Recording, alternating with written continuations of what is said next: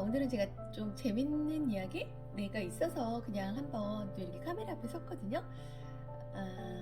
좀 우리 삼국지에 나오는 제갈공명 있잖아요. 네, 유비, 관우, 장비. 네, 이 세 사람, 아니 세 사람? 이 세 사람이 그 주인공인 그 삼국지. 그 삼국지에 보면 그 유비 옆에서 항상 정말 그 군사라 그러죠. 모든 그거를 다 알아서 총괄해주면서 해가지고 뭐 머리도 쓰고 하면서 유비를 그 승리로 이끈 그 유명한 제갈공명이 있었죠. 네, 맞습니다. 근데 이 제갈공명이요. 그 아시는 분들 많이 아시죠? 그 삼고초려라고 해서 그 유명한 한자성어 있잖아요. 그 유비가 이 제갈공명을 얻기 위해서 그 3번을 그 오두막을 찾아갔다는 그런 일화인데요. 이렇게 정말 유비가 얻고 싶어서 탐을 낼 만큼 정말 그런 유능한 인재였던 건 사실인 것 같아요. 그쵸? 근데 이분 보면은 드라마, 영화 이런 데 보면 우리 뭐 만화 뭐 이런 것도 많이 나오잖아요. 그러면 모르겠어요. 저는 그렇게 생각했거든요. 이 제갈공명이 되게 멋있는 사람, 왠지 막 굉장히 인자하고 부드럽고 정말 화도 한 번 안 낼 것 같고, 그러면서 정말 뭔가를 무슨 다 깨달아서 막 도인 같은, 그러면서도 굉장히 뭔가 이렇게 부채를 탁 이렇게, 그쵸, 부채를 이렇게 막 들고 다니면서 왠지 멋있는 그런 느낌이 강한, 저는 그랬거든요. 예. 그쵸. 근데 되게 반전이 있었어요. 이분에 대한, 그 제갈공명에 대한 재밌는 이야기 하나 제가 소개해 드릴게요. 잠깐, 컷님. 그 삼국지에 보면은요, 그 등장하는 제갈공명에게는 못생긴 아내가 있었다고 합니다.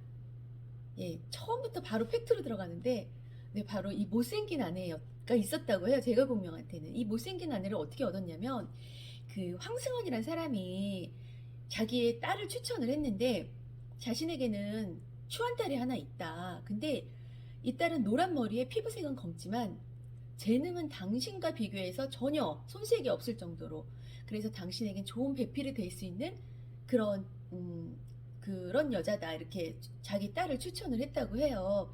그래서 이 제갈공명이 승낙을 하고, 그래서 제갈공명이 승낙하자 황승원은 딸을 맡아야 되어서 제갈공명에게 보냈습니다.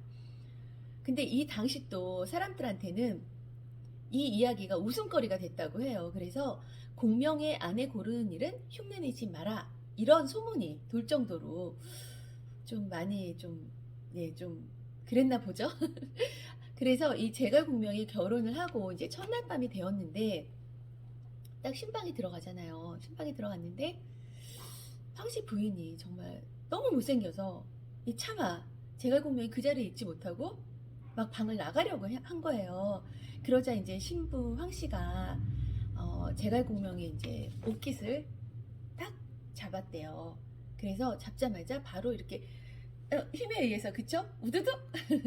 그래서 아마 이제 그 옷이 좀 뜯어져서 제갈공명 부인이, 황씨 부인이 자기가 고쳐주겠다, 이렇게 바느질을 해주겠다고 그 자리에서, 이제 제갈공명이 이제 어쩔 수 없으니까 이걸 맡기고 이렇게 또 바느질하는 모습을 딱 쳐다보고 있는데, 그것도 못마땅한 거예요. 솔직히 막 뭔가 듬성듬성 막 대충대충 하는 그런 느낌이, 여자의 그런 느낌이 전혀 없는 그런 거 있죠. 그래서 이제 제갈공명이 얼른 받아들고 이제 방을 나간 거예요. 신방을 나가버렸어요. 근데 이 신방을 나가자 마땅히 갈 데가 없으니까, 근데 그 집을 벗어나려고 아무리 애를 썼는데 계속 집 마당에서만 빙글빙글 돌다가 결국 새벽녘이 되어서 그 마당에 나온 장인 때문에 다시 신방으로 들어가게 됐다고 합니다. 자, 날이 밝아 다시 옷을 보았더니 웬걸 자기가 생각했던 그 듬성듬성 기었다고 생각했던 옷은 정말 무슨 바느질로, 아니 바느질이 아니라 뭐 옷이 그냥 틀에 딱 박아 놓은 것처럼 정말 곱게 맵시 있게 한 땀 한 땀 너무나 이렇게 정말 곱게 박았다고 해요. 그래서 어떻게 보면 선입견이잖아요. 그쵸? 저 여자는 못생겼으니까 뭐 하는 것도 믿고 맞죠? 그렇게 봤는데 사실은 보니까 전혀 자기 생각 외의 그런 인물이었던 거죠. 그래서 제갈공명이 그 부인이 바느질한 흠씨를 보고 이 사람이 참 솜씨가 제법 있네 라고 하면서 그러면서 좀 이제 좀 가까워졌나 봐요. 그래서 제갈공명이 근데 이 부인이 정말 똑똑하고 지혜로운 여자였대요. 그래서 외모는 아니지만 그래서 이 공명이 이런 부인의 도움으로 정말 더더욱 걸출해질 수 있었다고 합니다. 전 정말 이게 의외였거든요. 제갈공명은 정말 본래 막 그런 게 아니었나 싶었는데 또 이런 또 속사정이 있었더라고요. 그래서 이제 이 제갈량의 아내 황씨는 재능이 뛰어나고 또 됨됨이가 훌륭해서 남편이 이 승상의 자리에 오르는데 정말 큰 받침이 될 수 있었다고 합니다. 근데 이걸로 끝이 아니라 더 재밌는 게 제갈량이 부채를 항상 들고 다니잖아요. 이 부채를 들고 다녔는데 이것 또한 또 이 부인 황씨의 부탁이었다고 해요. 이 부인 황씨가 참 정말 제가 살짝 또 읽어드릴게요. 그녀가 제갈량은 늘 깃털 부채를 들고 다녔는데 이는 아내 황씨의 부탁이었습니다. 그녀가 부채를 선물한 데는 화나는 일이 있더라도 절대 감정을 밖으로 드러내지 말라는 당부가 담겨 있었습니다. 황씨가 제갈량에게 말했습니다. 이거는 제가 서방님, 네. 친정아버지와 대화하는 모습을 보고 당신은 포부가 크고 기계가 드높은 인물이라는 것을 짐작했습니다. 유비에 대해 이야기할 때면 당신의 표정이 환했지요? 하지만 조조에 대해 말할 때는 미간을 잔뜩 찌푸리더군요. 송건을 언급할 땐 고뇌에 잠긴 듯 보였고요. 큰일을 도모하려면 안색에 곧바로 감정을 드러내지 말고 침착해야 해요. 이 부채로 얼굴을 가리세요. 그래서 정말 제갈량은 이 부인의 말을 듣고 집을 떠나 있는 동안 늘 그 하고선 부채를 손에서 놓지 않았다고 합니다. 그래서 부채질을 하면 머리가 맑아지는 그런 기분이 들었기도 하고요. 아내 그 황씨가 이 얼굴을 가려라 하는 말은 바로 그 침착해라, 네, 그런 의미였다고 해요.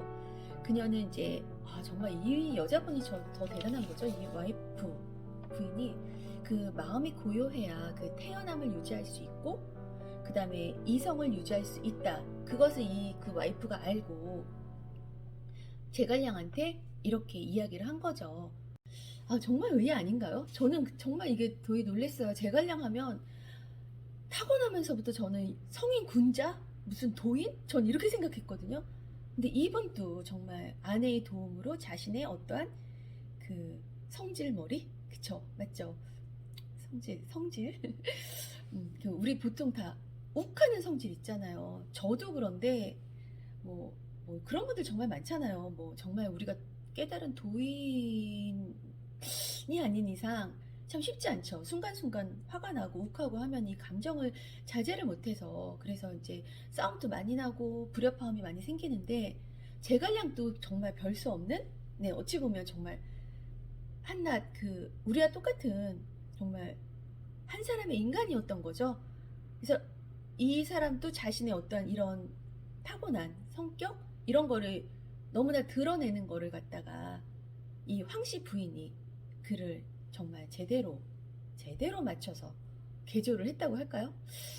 와, 그런 생각이 딱 들어요. 그래서 야, 우리도 한번 돌아볼 필요가 있겠다. 그렇다고 부채를 가지고 다닐 순 없잖아요. 그쵸?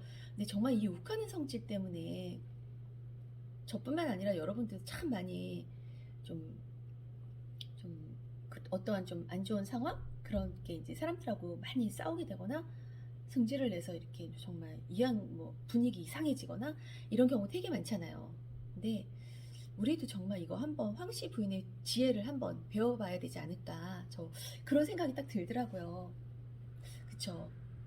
네, 오늘의 주제는 욱하는 성질머리를 좀 고쳐보자. 아니 고칠 순 없더라도 좀 이렇게 좀 참을 수 있는, 참을인 자 3개면 살인도 면한다고. 네, 우리 모두 좀 저도 그렇고 여러분들도 그렇고 이 정말 우리의 마음을 잘 다스리는 거, 이게 정말 이 세상을 이 인생을 살아가는데 정말 중요하다는 거 다시 한번 깨닫게 되는 그런 일화였던 것 같아요. 아무튼 네, 여기까지 감사합니다.